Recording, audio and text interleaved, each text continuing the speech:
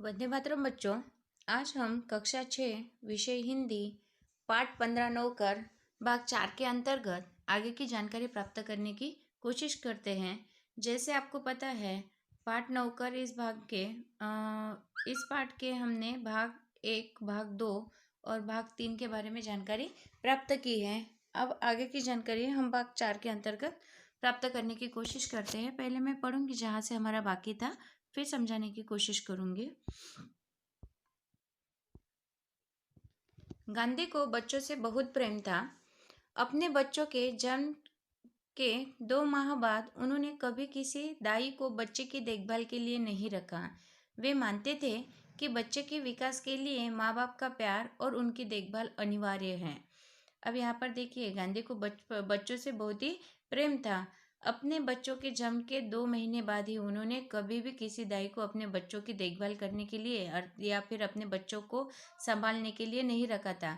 वे ऐसा मानते थे कि बच्चे के विकास के लिए उनका विकास करने के लिए, बच्चों का विकास अच्छे तरीके से होने के लिए माँ बाप का प्यार और उनकी देखभाल आवश्यक है या अनिवार्य है। वे माँ की तरह बच्चों की देखभाल कर सकते थे। गांधी जी देखिए, बच्चों की देखभाल अपनी एक माँ की तरह भी कर सकते थे, खिला पिला और बहला सकते थे। एक बार दक्षिण अफ्रीका में जेल से छूटने के बाद घर लौटने पर उन्होंने देखा कि उनके मित्र की पत्नी श्रीमती पोलक बहुत ही दुबली और कमजोर हो गई है। उनका बच्चा उनका दूध पीना छोड़ता नहीं था और वह उसका दूध छुड़ाने की कोशिश कर रही थी। बच्चा उन्हें चैन नहीं लेने देता था और रो रो कर उन्हें जगाए रखता था। गांधी जिस दिन लौटे उसी रात से उन्होंने बच्चे की देखभाल का काम अपने हाथ में ले लिया।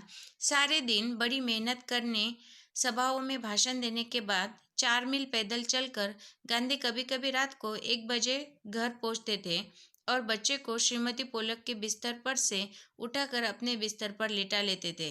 वह चारपाई के पास एक बर्तन में पानी भरकर रख लेते ताकि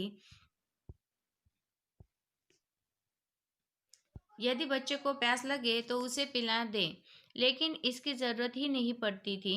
बच्चा कभी नहीं रोता और उनकी चारपाई पर रात में आराम से सोता रहता था।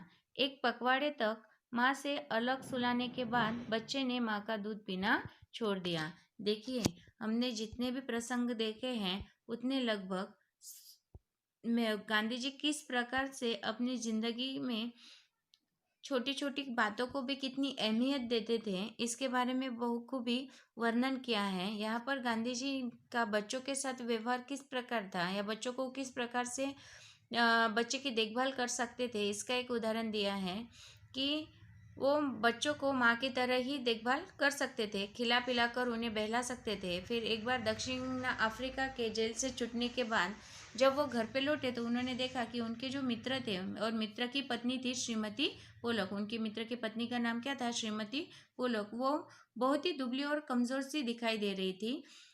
अब इसका कारण क्या था? तो उनका बच्चा उनका दूध पीना छोड़ता ही नहीं था। आपको पता है कि छोटे बच्चे अक्सर क्या करते हैं कि दूध पीना काफ़ी दिनों तक शुरू ही रखते हैं, फिर उसको छोड़ने या दूध छुड़ाने के लिए माँ को अलग अलग तरह की कोशिश करनी पड़ती है। तो इसी प्रकार से श्रीमती पोलक भी अपने बच्चे का दूध छुड़ाने की कोशिश कर रही थी। बच्चा उन्हें चैन नहीं लेने देता था, यानी कि शांति से रहने ही नहीं देता था और रो रो कर उन्हें हमेशा जगाए रखता था। गांधी जिस दिन लौटे तो उस रात से उन्होंने बच्चे की देखभाल का काम अपने हाथों में ले लिया। ऐसा ही नहीं कि गांधी जी खुद का काम खुद ही करते थे या फिर समय का सही उपयोग करते थे या फिर अपने जो भी साथी थे उनकी मदद करते थे, बल्कि देखिए बच्चों को भी वो अच्छे तरीके से संभाल सकते थे। और बहुत सारे पुरुषों को ऐसा लगता है कि भाई हम बच्चों को संभालना ही हमारे बस की बात नहीं है, लेकिन इस विधान पर भी गांधी जी ने मात की है। और ये हमें यहाँ इस प्रसंग से दिखाई देता है कि श्रीमती पोलक के बच्चे को उन्होंने संभालने की जो जिम्मेदारी थी वो अपने हाथों में ले ली। सारे दिन बड़ी मेहनत करने के बाद, फिर सभाओं में भाषण देने के बाद 4-4 मील पैदल चलकर गांधी जी कभी कभी रात को 1 बजे तक घर पे पहुंचते थे और बच्चे को श्रीमती पोलक के बिस्तर पर से उठाकर अपने बिस्तर पर लेटा लेते थे।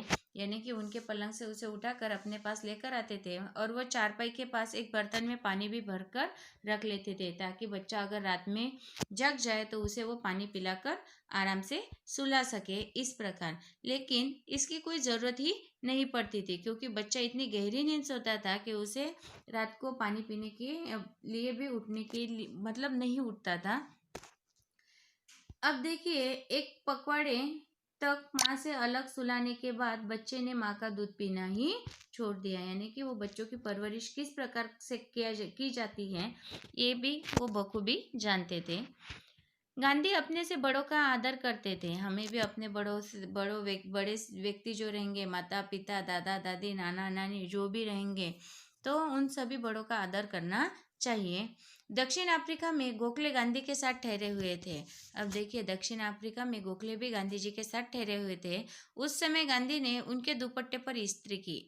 और इतना ही नहीं, गोखले गांधी जी से जब साथ में थे तो गांधी जी ने उनके दुपट्टे पर इस्त्री भी की। वह उनका बिस्तर ठीक करते थे, उनको भोजन परोसते थे और उनके पैर दबाने को भी तैयार रहते थे। गोखले बहुत मना करते थे, लेकिन गांधी नहीं मानते थे। महात्मा कहलाने से बहुत पहले एक बार दक्षिण अफ्रीका से भारत आने पर गांधी कांग्रेस के अधिवेशन में गए। वहां उन्होंने गंदे पाखाने साफ किए और बाद में उन्होंने एक बड़े कांग्रेसी नेता से पूछा, मैं आपकी क्या सेवा कर सकता हूँ? नेता ने कहा, मेरे पास बहुत से पत्र इकट्ठा हो गए हैं जिनका जवाब देना है। मेरे पास कोई कारकुन नहीं है जिससे यह काम दूं। क्या तुम यह काम करने को तैयार हो? गांधी ने कहा, जरूर, मैं ऐसा कोई भी काम करने को तैयार हूँ जो मेरी सामर्थ्य से बाहर न हो। यह काम उन्होंने थोड़े ही समय में समाप्त कर डाला और इसके बाद उन्होंने उन नेता की कमीज के बटन आदि लगाने और उनकी अन्य सेवा का काम खुशी से किया। देखिए, यहाँ पर और एक प्रसंग की बात की गई है कि गांधी जी अपने से बड़ों का आदर किस प्रकार करते थे। तो दक्षिण अफ्रीका में उनके साथ गोखले भी थे, ठहरे हुए थे। तो उस समय गांधी जी ने उनके दुपट्टे पर इस्त्री करने का काम, उनको उनका बिस्तर ठीक करने का काम, उनको भोजन परोसने का काम और उनके पैर दबाने को भी वो तैयार रहते थे। यानी कि बड़ों का सम्मान किस प्रकार से किया जाता है, इसका भी या उदाहरण यहाँ पर दिया गया है कि बड़ों का आदर तो हम करते हैं, तो क्या खाली हम औपचारिक रीति से वो उनके साथ अच्छे बोल बोल के ही उनका आदर कर सकते हैं, बल्कि नहीं, उनका छोटा बड़ा काम, उनके छोटे बड़े काम में मदद करके भी हम उनके आदर को और बड़ा, हमारे मन में उनके प्रति जो आदर है उस आदर को और बढ़ा सकते हैं। इसका ये उदाहरण है। आगे देखते हैं। देखिए, फिर बाद में जब वो पैर दबाने के लिए भी तैयार रहते हैं थे, तो गोखले बहुत मना करते थे, लेकिन गांधी जी मानते नहीं थे।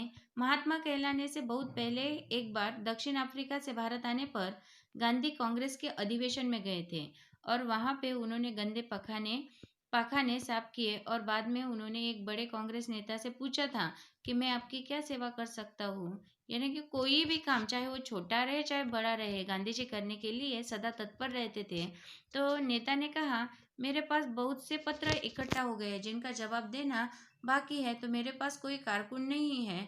यह काम जैसे कि मैं उस कारकुन को यह काम दूं, तो क्या तुम यह काम करने को तैयार हो? तो गांधी जी ने क्या कहा, जरूर, मैं ऐसा कोई भी काम करने को तैयार हूँ जो मेरी सामर्थ्य से बाहर न हो। यानी कि जो काम मैं कर सकता हूँ वो काम किसी भी हालत में मैं कर कर लेता हूँ या कर सकता हूँ। यह काम उन्होंने थोड़े ही समय में समाप्त कर डाला और इसके बाद उन्होंने उन नेता की कमीज के बटन तक लगाए और उनकी अन्य सेवाओं का काम भी उन्होंने खुशी से किया। तो देखिए, हमें भी ज़िंदगी में छोटे बड़े व्यक्ति का या छोटा बड़ा कोई भी काम हम खुशी से कर सकते हैं। इस इसी बात की प्रेरणा हमें गांधी जी के इन सभी प्रसंगों से मिलती है। आशा करती हूँ आप भी अपनी ज़िंदगी में बड़ों का आदर करेंगे और बड़ों के हर एक छोटे बड़े काम में सबकी सहायता करेंगे और वो काम खुशी खुशी से करेंगे, ये आशा करती हूँ। और आज का भाग आपको समझ में आया होगा। धन्यवाद।